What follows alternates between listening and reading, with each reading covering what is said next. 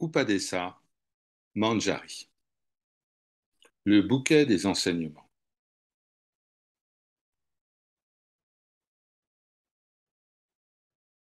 Maître, quelles sont les qualités d'un vrai enseignant, un Sadguru?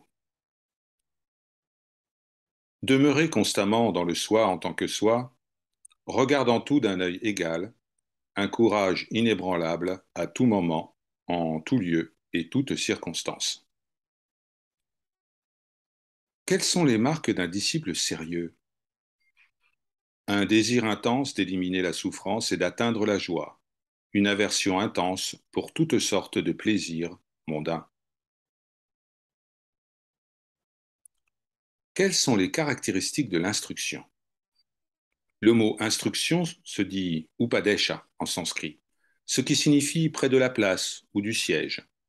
L'enseignant, qui est l'incarnation de ce qui est indiqué par les termes sat, chit et ananda, à savoir existence, conscience et félicité, dirige le disciple, qui, en raison de son acceptation des formes des objets des sens, a dévié de son véritable état et est, par conséquent, affligé et secoué par les joies et les peines. Le gourou établit l'élève dans sa propre nature réelle, sans différenciation. Upadesha signifie aussi montrer qu'un objet semblant éloigné est en réalité très proche. Il est constamment rappelé aux disciples que le Brahman, dont il croit être éloigné et différent de lui-même, est en réalité proche et non différent.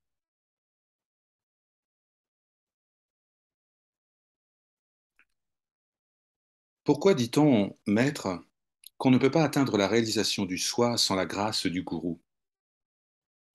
Bien qu'en vérité absolue, le gourou et le soi soient une seule et même chose, il est très difficile pour le soi qui imagine être l'âme individuelle, par ignorance, de réaliser son véritable état sans la grâce du gourou. Tous les concepts mentaux sont contrôlés par la simple présence d'un véritable enseignant. Si on entend quelqu'un qui prétend avec arrogance qu'il a vu l'autre rive de l'océan du savoir, ou quelqu'un qui prétend avec arrogance qu'il peut accomplir des actes qui sont presque impossibles, il faut dire, oui, vous avez appris tout ce qui doit être appris, mais avez-vous appris à vous connaître? Et vous, qui êtes capable d'accomplir des actes presque impossibles, vous êtes-vous déjà vu dans votre splendeur? Ils inclineront la tête de honte et se tairont. Ainsi, il est évident que ce n'est que par la grâce du gourou et par aucun autre accomplissement qu'il est possible de se connaître soi-même. Quelles sont les marques de la grâce du gourou? C'est au-delà des mots et des pensées. Mais si tel est le cas, comment se fait-il que l'on dise que le disciple réalise son véritable état uniquement par la grâce du gourou? C'est comme un éléphant qui se réveille en voyant un lion dans son rêve. De même que l'éléphant se réveille à la simple vue du lion imaginaire, il est également certain que le disciple se réveille du sommeil de l'ignorance à travers le regard de grâce bienveillante de son enseignant. Quelle est la signification du dicton selon lequel la nature du vrai gourou est celle du Seigneur suprême? Prenons cette âme individuelle qui désire atteindre l'état de vraie connaissance, ou l'état divin, Ishwara, et qui, dans ce but, pratique toujours la dévotion. Lorsque la dévotion de cette âme a atteint un stade de maturité, le Seigneur, qui est le témoin de cette dévotion, apparaît sous une forme humaine avec l'aide de ces trois caractéristiques naturelles, Sat, Chit, Ananda. À ce moment-là, il absorbe le disciple en lui-même. Selon ce principe, le gourou peut vraiment être appelé Seigneur. Comment alors certaines personnes ont-elles atteint la connaissance sans gourou? Pour quelques personnes mûres, le Seigneur brille comme la lumière de la connaissance et donne la conscience de la vérité. Quelle est la destination finale du chemin de la dévotion? C'est apprendre que toutes les actions accomplies avec une dévotion désintéressée, à l'aide des trois instruments purifiés, le corps, la parole et la pensée, en qualité de serviteur du Seigneur, sont en réalité les actions du Seigneur. C'est se tenir debout, libre du sens du je et du mien. C'est ce que les Saiva Siddhantines appellent Parabhakti, la dévotion suprême, la vie au service du Seigneur, Irai Pani Nitral, en tamil. Quelle est la fin du chemin de la connaissance, Jnana ou Vedanta? C'est connaître la vérité que je n'ai pas différent du Seigneur et être libre du sentiment d'être l'auteur de ses actions. Comment peut-on dire que la fin des deux voies, connaissance et dévotion, est la même? Quel que soit le moyen, la destruction du sens, du je et du mien est le but. Et comme ceux-ci sont interdépendants, la destruction de l'un entraîne la destruction de l'autre. Par conséquent, pour atteindre cet état de silence qui est au-delà de la pensée et des mots, soit le chemin de la connaissance, qui enlève le sens du je, soit le chemin de la dévotion, qui enlève le sens du mien, suffira. Il n'y a donc aucun doute que le but des voies de la dévotion et de la connaissance est une seule et même chose. Quelle est la caractéristique de l'ego? L'âme individuelle, de la forme du je, est l'ego. Le soi, qui est de la nature de l'intelligence, n'a aucun sens du je. Le corps, insensible, ne possède pas non plus le sens du je. L'apparition mystérieuse d'un ego illusoire entre l'intelligent et l'insensible étant la cause profonde de tous ces troubles, lors de sa destruction par quelque moyen que ce soit, ce qui existe réellement sera vu tel qu'il est. C'est ce qu'on appelle la libération. Pratique. Maître, quelle est la pratique recommandée? Comme le soi d'une personne qui essaye d'atteindre la réalisation du soi n'est pas différent de lui et qu'il n'y a rien d'autre de supérieur à lui ou à atteindre par lui, la réalisation du soi n'étant que la réalisation de sa propre nature, le chercheur de la libération réalise, sans doute ni idée fausse, sa vraie nature en distinguant l'éternel de l'éphémère et ne s'écarte jamais de son état naturel. C'est ce qu'on appelle la pratique de la connaissance. C'est l'auto-investigation, l'enquête menant à la réalisation du soi. Est-ce que cette voie de recherche peut être suivie par tous les cherchants, les aspirants spirituels? Non, cela ne convient qu'aux âmes mûres. Les autres doivent suivre des méthodes différentes selon leur état d'esprit. Quelles sont ces autres méthodes? Ce sont Shtuti, Japa, Dhyana, Yoga et Jnana. Shtuti, c'est chanter les louanges du Seigneur avec un grand sentiment de dévotion. Japa, c'est la répétition des noms du Seigneur ou de mantras sacrés comme Om, mentalement ou verbalement.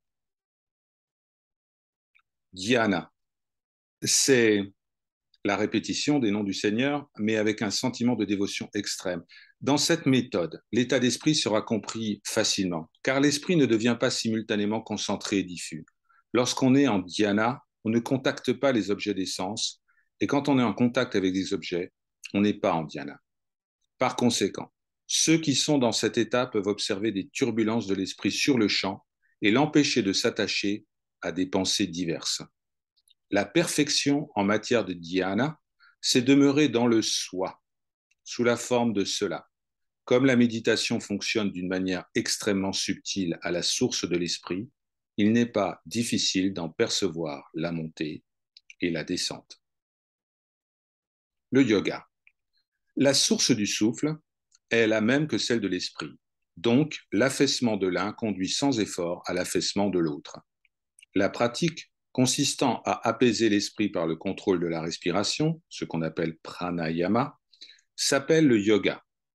Fixant leur esprit sur des centres psychiques tels que le sahasrara, littéralement le lotus aux 1000 pétales, le 7e chakra, les yogis restent longtemps sans conscience de leur corps. Tant que cet état persiste, ils semblent être plongés dans une sorte de joie. Mais lorsque l'esprit devenu tranquille émerge, redevient actif, il reprend le cours des pensées. Il est donc nécessaire de l'entraîner à l'aide de pratiques comme dhyana chaque fois qu'il s'extériorise. Il atteindra alors un état dans lequel il n'y a ni affaissement, ni émergence. Enfin, Dhyana est l'anéantissement de l'esprit dans lequel il est amené à assumer la forme du soi par la pratique constante de l'auto-investigation. L'extinction du mental est l'état dans lequel il y a cessation de tous les efforts. Ceux qui sont établis dans cet état ne s'écartent jamais de la véritable nature du soi. Les termes silence, mauna, et inaction font référence à cet état et seulement à cet état. Petite remarque.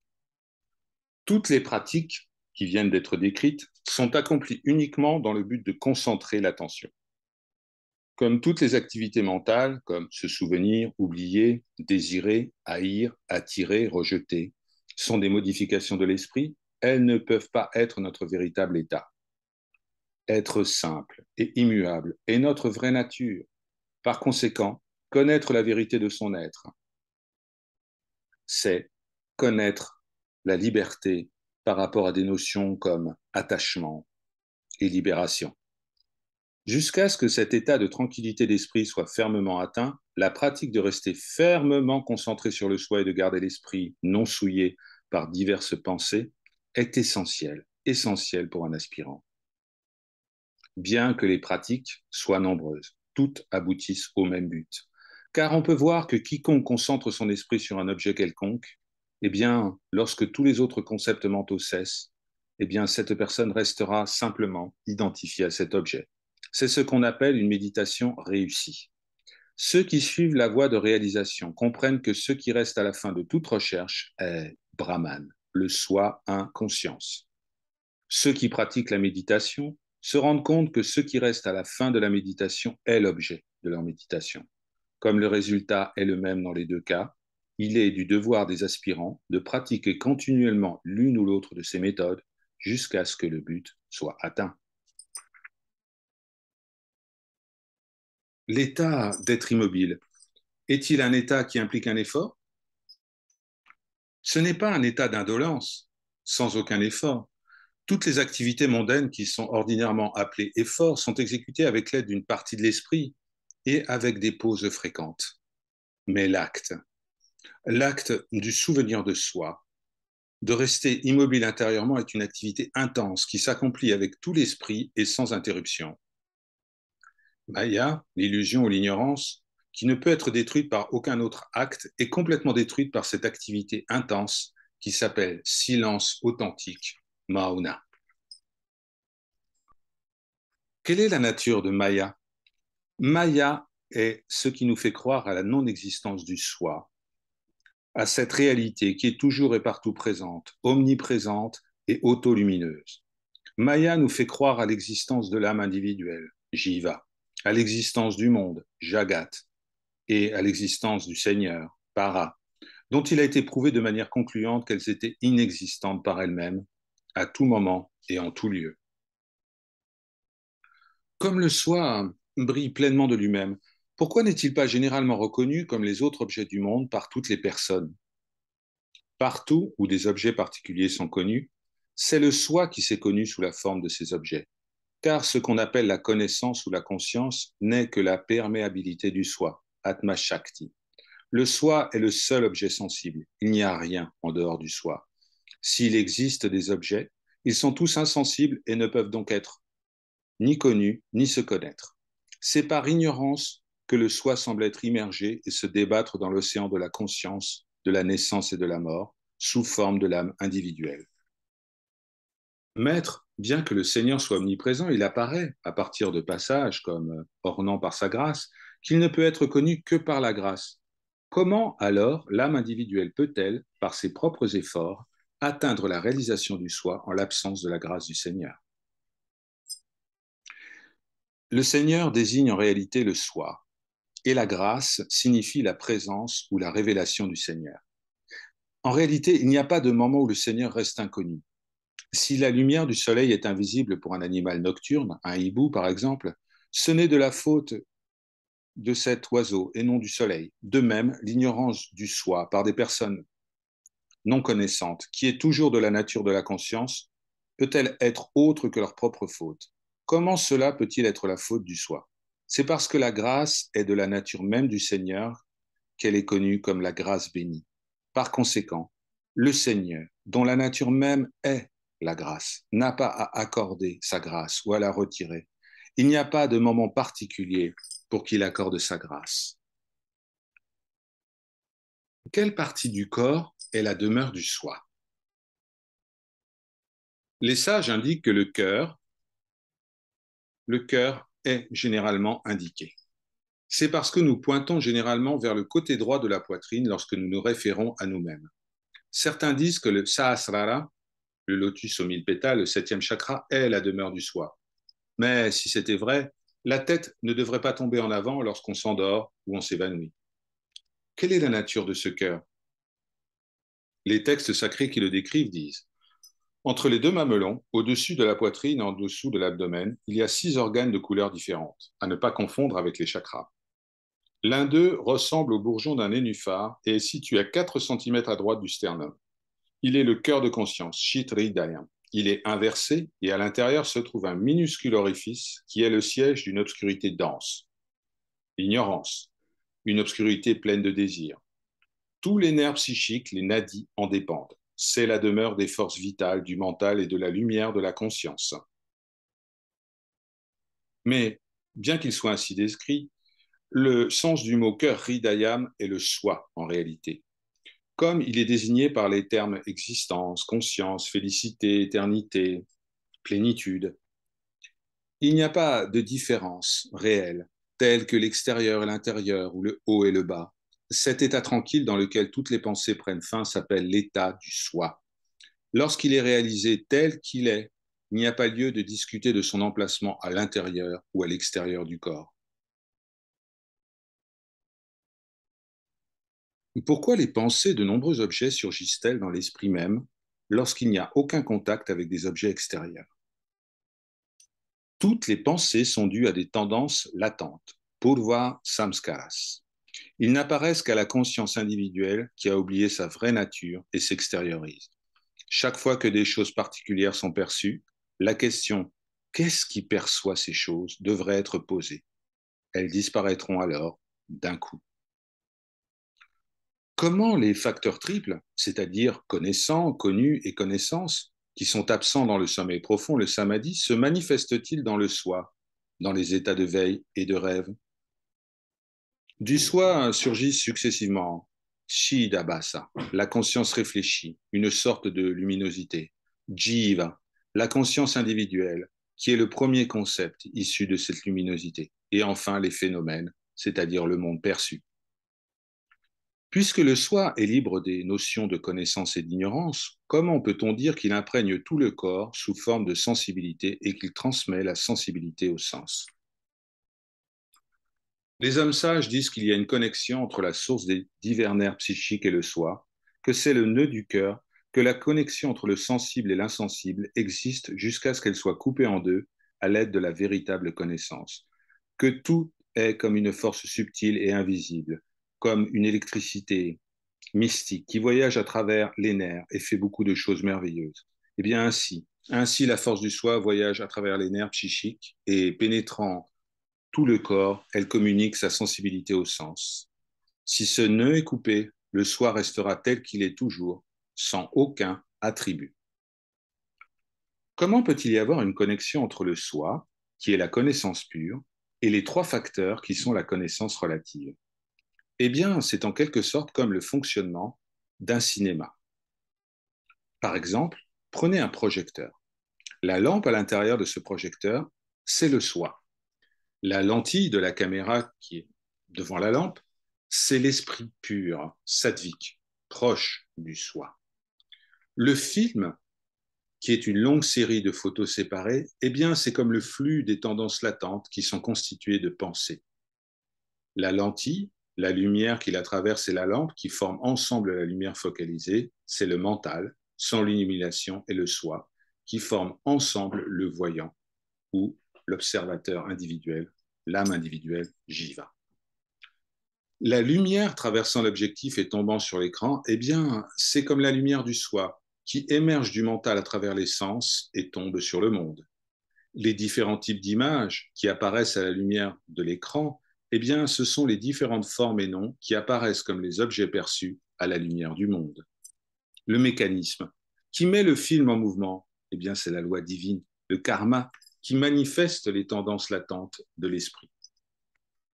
De même que les images apparaissent sur l'écran tant que le film projette les ombres à travers l'objectif, de même le monde phénoménal continuera d'apparaître à l'individu dans les états de veille et de rêve tant qu'il y aura des impressions mentales latentes.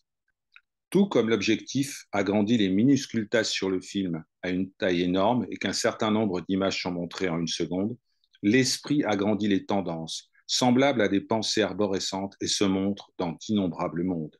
Encore une fois, tout comme il n'y a que la lumière de la lampe visible lorsqu'il n'y a pas de film, seul le soi brille sans les facteurs triples lorsque les concepts mentaux, sous forme de tendance, sont absents dans les états de sommeil profond, d'évanouissement ou de contemplation.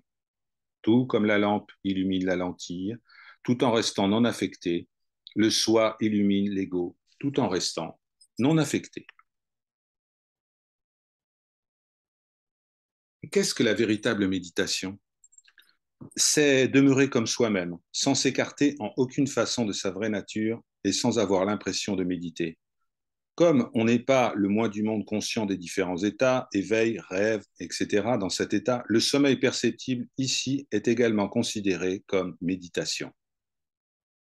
Quelle est la différence entre la méditation et le samadhi? La méditation est atteinte grâce à un effort mental délibéré. En samadhi, il n'y a aucun effort. Quels sont les facteurs à garder à l'esprit dans la méditation authentique? Il est important pour celui qui est établi dans son soi de voir qu'il ne s'écarte pas le moins du monde de cette absorption. En s'écartant de sa vraie nature, il peut arriver qu'il voit devant lui des splendeurs lumineuses, entendre des sons inhabituels ou considérer comme réelles les visions des dieux apparaissant à l'intérieur ou à l'extérieur de lui. Il ne devrait pas être trompé par ceci. Remarque importante. Si les moments perdus à penser aux objets qui ne sont pas le soi étaient consacrés à l'investigation du soi, la réalisation du soi serait atteinte en très peu de temps. Jusqu'à ce que l'esprit s'établisse en lui-même, la contemplation d'un dieu ou d'une déesse personnifiée, avec une émotion profonde et un sentiment religieux, est essentielle. Sinon, l'esprit sera fréquemment assailli par des pensées capricieuses ou par le sommeil. Sans passer tout son temps à pratiquer des mantras comme je suis Shiva ou je suis Brahman, qui sont considérés comme Nirgunopashana, c'est-à-dire la contemplation du Brahman sans attribut, la méthode d'enquête sur soi-même doit être pratiquée dès que la force mentale qui est le résultat d'une telle contemplation est atteinte. L'excellence de la pratique réside dans le fait de ne pas laisser de place à un seul concept mental. Quelles sont les règles de conduite qu'un aspirant doit suivre? Modération dans la nourriture, modération dans le sommeil et modération dans la parole. Combien de temps faut-il pratiquer? Jusqu'à ce que l'esprit atteigne sans effort son état naturel de libération des concepts, c'est-à-dire jusqu'à ce que le sens du je et du mien n'existe plus.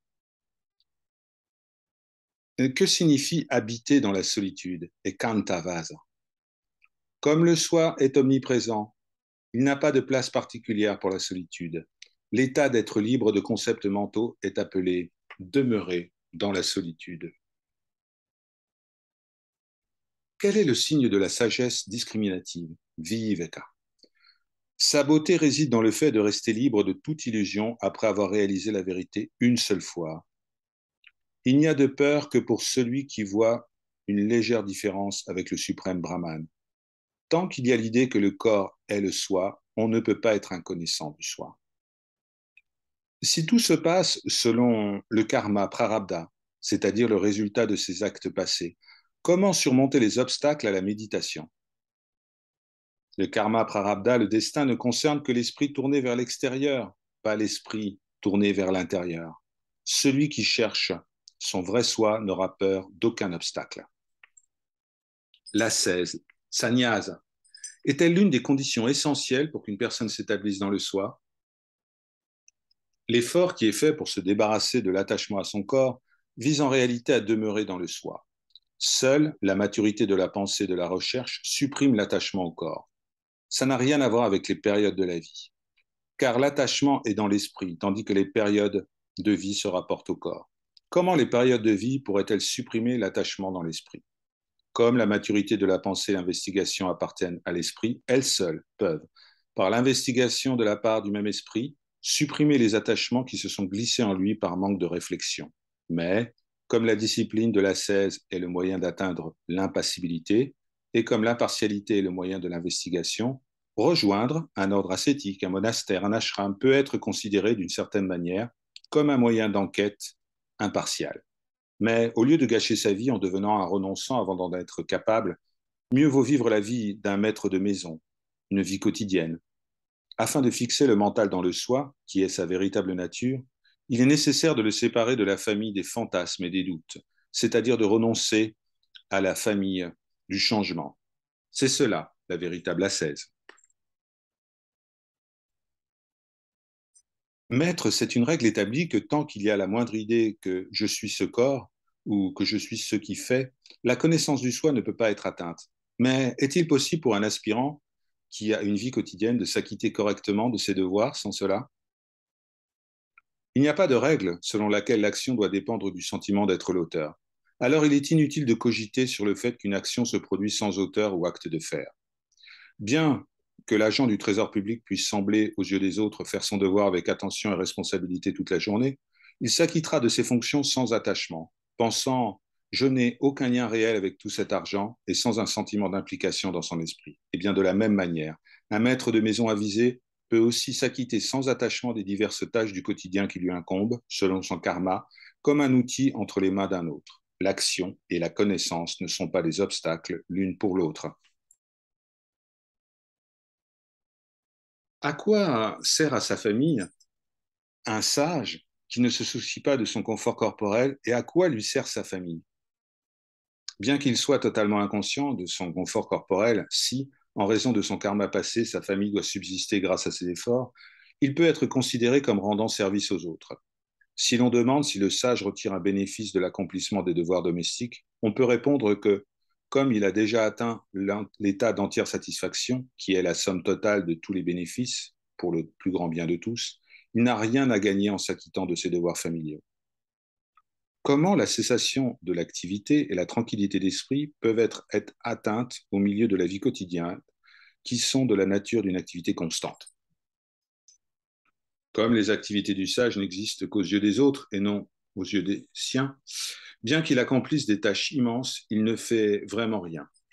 Par conséquent, ces activités ne font pas obstacle à l'inaction et à la tranquillité d'esprit, car il sait, il connaît la vérité que toutes les activités ont lieu en sa simple présence et qu'il ne fait rien. Il restera donc le témoin silencieux de toutes les activités qui se déroulent. Tout comme le karma passé du sage est la cause de ses activités présentes, est-ce que les impressions, les vasanas causées par ses activités présentes ne resteront pas attachés à lui à l'avenir? Seul celui qui est libre de toutes les tendances latentes est un sage.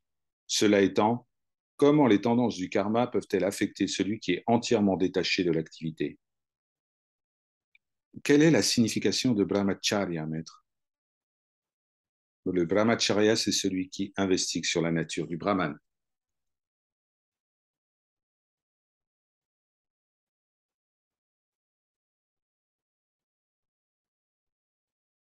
Expérience. Qu'est-ce que la lumière de la conscience? C'est la conscience d'existence auto-lumineuse qui révèle au voyant le monde des noms et des formes, tant à l'intérieur qu'à l'extérieur. L'existence de cette conscience d'existence peut être déduite par les objets éclairés par elle. Il ne devient pas objet de conscience.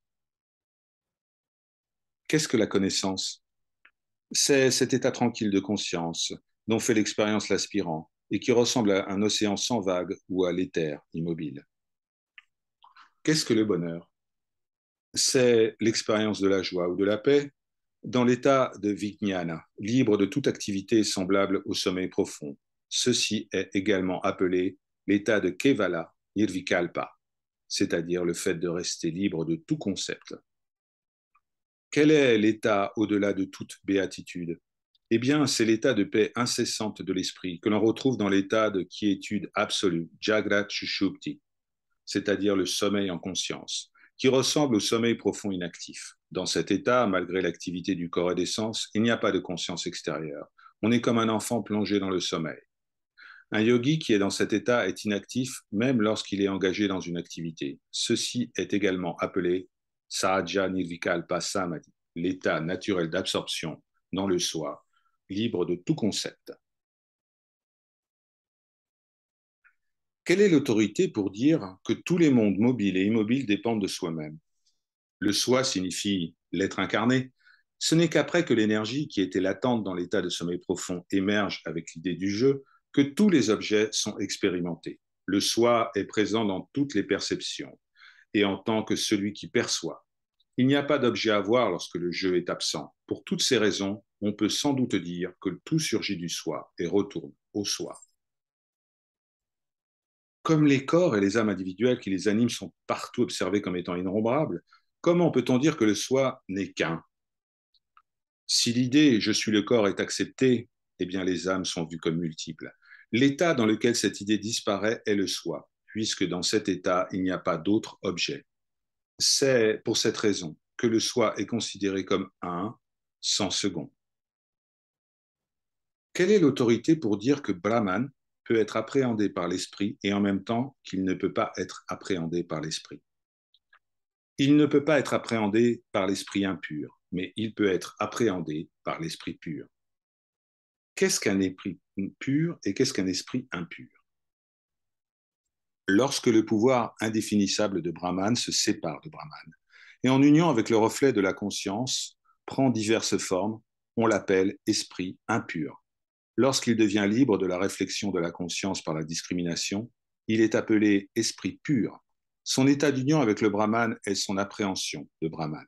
L'énergie qui s'accompagne du reflet de la conscience est appelée esprit impur, et son état de séparation d'avec Brahman est sa non-appréhension de Brahman. Est-il possible de vaincre, alors même que le corps existe, est-il possible de vaincre le karma, dont on dit qu'il dure jusqu'à la fin du corps? Oui. Si l'agent, le faiseur dont dépend le karma, à savoir l'ego qui a vu le jour entre le corps et le soi, est vu comme une illusion, le karma qui dépend de l'ego survivra-t-il? Par conséquent, lorsqu'il n'y a pas de jeu, il n'y a pas de karma. Le soi, étant existence et conscience, quelle est la raison de le décrire comme différent de l'existant et de l'inexistant, du sensible et de l'insensible? Bien que le soi soit réel, car il comprend tout, il ne laisse pas de place aux questions impliquant la dualité sur sa réalité ou son irréalité. C'est pourquoi on dit qu'il est différent du réel et de l'irréel. De même, même s'il est conscience, puisqu'il n'y a rien à savoir ou à faire connaître, on dit qu'il est différent du sensible et de l'insensible. Réalisation. Comment peut-on décrire la pure connaissance? Eh bien, c'est comme demeurer fermement et sans effort dans le soi. L'esprit qui est devenu un avec le soi n'émerge plus à aucun moment. C'est-à-dire que, de même que chacun a habituellement naturellement l'idée que je ne suis pas une chèvre, ni une vache, ni aucun autre animal, mais je suis un homme, lorsqu'il pense à son corps, il en est de même lorsqu'il a l'idée de je ne suis pas ce corps. Je suis le soi qui est existence, conscience et félicité. Cette conscience de soi innée, appelée Atma Prajna, démontre l'atteinte d'une connaissance solide. Comme certains textes sacrés disent que l'état suprême est celui dans lequel les organes des sens et de l'esprit sont complètement détruits, comment cet état peut-il être compatible avec l'expérience du corps et des sens? S'il en était ainsi, il n'y aurait plus aucune différence entre cet état et l'état de sommeil profond. De plus, comment peut-on dire qu'il s'agit de l'état naturel alors qu'il existe à un moment donné et pas à un autre? Cela arrive, comme indiqué précédemment, à certaines personnes selon leur karma, pendant un certain temps ou jusqu'à la mort. Mais ça ne peut pas être correctement considéré comme l'état final. Si cela était, cela signifierait que toutes les grandes âmes et le Seigneur, qui sont les auteurs des œuvres védantiques, des Gyana Granthas et des Védas, étaient des personnes non éclairées. Si l'état suprême est celui dans lequel ni l'essence ni l'esprit n'existent, et non l'état dans lequel ils existent, comment peut-il être l'état parfait? Comme seul le karma est responsable de l'activité et de l'inactivité des sages, de grandes âmes ont déclaré que seul l'état de Sahaja Nirvikalpa, l'état naturel sans concept, est l'état ultime. Quelle est la différence entre le sommeil profond ordinaire et le sommeil éveillé, Jagrat Shupti? Dans le sommeil profond ordinaire, non seulement il n'y a pas de pensée, mais il n'y a pas de conscience. Dans le sommeil éveillé, il n'y a que la conscience. C'est pourquoi on l'appelle éveillé pendant le sommeil, c'est-à-dire le sommeil dans lequel il y a conscience. Pourquoi le soi est-il décrit à la fois comme le quatrième état, Turiya, et au-delà du quatrième état, Turiyatita? Turiya signifie quatrième. Les expérimentateurs des trois états de veille, de rêve et de sommeil profond qui errent successivement dans ces trois états ne sont pas le soi. C'est dans le but de préciser ceci, à savoir que le soi est ce qui est différent d'eux et qui est le témoin de ces états, qu'il est appelé le quatrième, Turiya. Lorsque cela est connu, les trois expérimentateurs disparaissent et l'idée que le soi est un témoin, qu'il est le quatrième, disparaît également. C'est pourquoi le soi est décrit comme au-delà du quatrième, Turiya Tita. Quel est le bénéfice que le sage tire des livres sacrés, des shrutis? Le sage, qui est l'incarnation des vérités mentionnées dans les Écritures, n'en a plus aucune utilité. Y a-t-il un lien entre l'acquisition de pouvoirs surnaturels et la libération? Seule la recherche éclairée conduit à la libération. Les pouvoirs surnaturels sont tous des apparences illusoires créées par le pouvoir de la Maya Shakti. La réalisation du soi qui est permanente est le seul véritable accomplissement. Les réalisations qui apparaissent et disparaissent sous l'effet de Maya ne peuvent pas être réelles. Elles sont accomplies dans le but de jouir de la renommée, des plaisirs, etc. Elles viennent à certaines personnes grâce à leur karma. Sachez que l'union avec Brahman est le véritable but de toutes les démarches spirituelles. C'est aussi l'état de libération connu sous le nom d'union, Sayujya.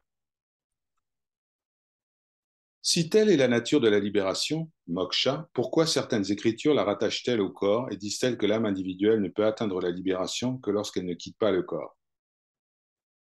Ce n'est que si la servitude est réelle que la libération et la nature de ces expériences doivent être prises en compte. En ce qui concerne le soi, il n'a vraiment aucun lien dans aucun des quatre états.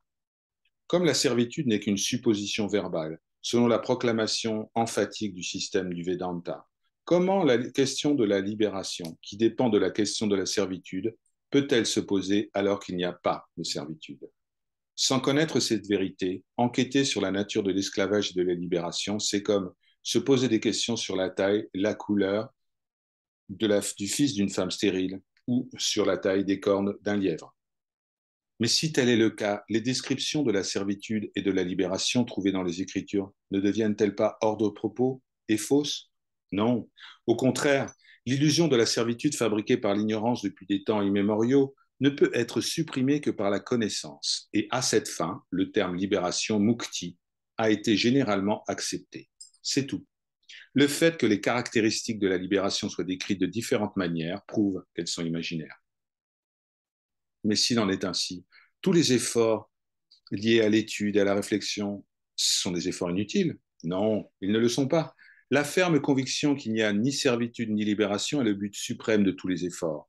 Comme ce but de voir par l'expérience directe que la servitude et la libération n'existent pas ne peut être atteint qu'avec l'aide de pratiques, ces efforts sont utiles.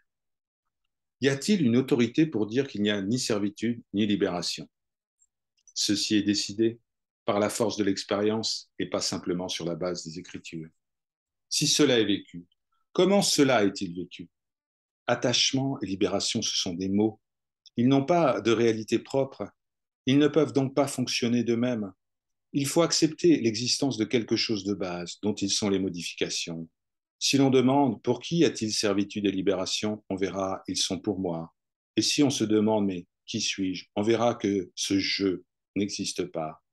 Il sera alors aussi clair qu'un fruit dans la main que ce qui reste est, ce qui est notre être réel. Comme cette vérité sera naturellement et clairement expérimentée par ceux qui laissent de côté les simples discussions verbales et s'interrogent intérieurement, il ne fait aucun doute que toutes les personnes réalisées ne voient uniformément ni servitude ni libération en ce qui concerne le vrai soi. Mais s'il n'y a vraiment ni servitude ni libération, quelle est la raison de l'expérience réelle des joies et des peines? Il ne semble réel que lorsqu'on se détourne de sa vraie nature.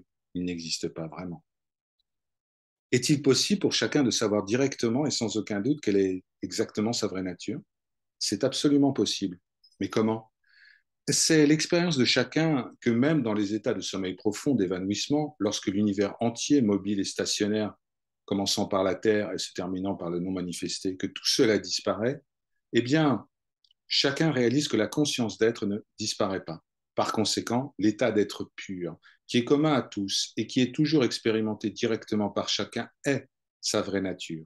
La conclusion est que toutes les expériences dans l'état éclairé comme dans l'état ignorant, qui peuvent être décrites par les mots, ne sont pas notre vraie nature. Puisse ce livre, composé des paroles de vie, sorties du cœur de lotus de Bhagawan Sri Ramana Maharshi, briller comme une lampe de vraie connaissance pour illuminer les esprits de ceux qui ont renoncé à leur croyance en ce monde. Que l'univers entier soit béni longtemps par les pieds du gourou Ramana, qui demeure comme ce principe silencieux qui nous absorbe tous et reste par lui-même en tant que source des trois principes. Om Namo Bhagavate Sri Arunachala Ramana.